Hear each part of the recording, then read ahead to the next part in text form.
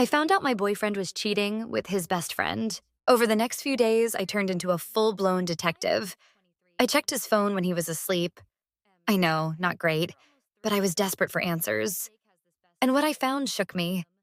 Their texts were explicit, like, I can still taste you, level explicit. But it wasn't just the texts. They had pictures, selfies of them cuddling, messages about how they had to keep this quiet, and plans to meet up when I thought Jake was working late. Here's the kicker. Liam's girlfriend didn't know either. I reached out to her. We'll call her Sarah.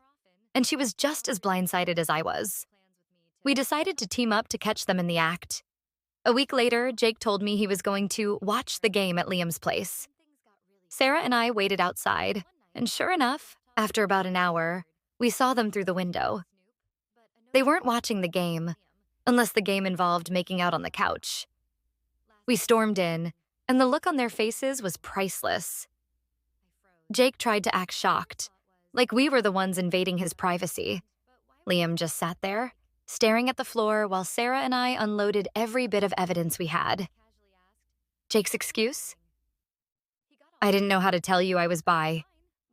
Now, let me be clear. I don't care that he's bi. That's not the issue. The issue is that he lied, cheated, and made me feel like I was crazy for suspecting anything. Sarah went off on Liam for the same reasons, and honestly, it felt cathartic. This is where things get messy.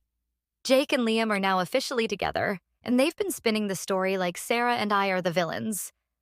They're saying we outed them and didn't give them a chance to figure things out. Never mind the fact that they were lying to both of us for who knows how long. The worst part? Some of our mutual friends are taking their side, saying we were too harsh and should have been more understanding. Meanwhile, Sarah and I are just over here trying to rebuild our lives after being blindsided. Like and follow.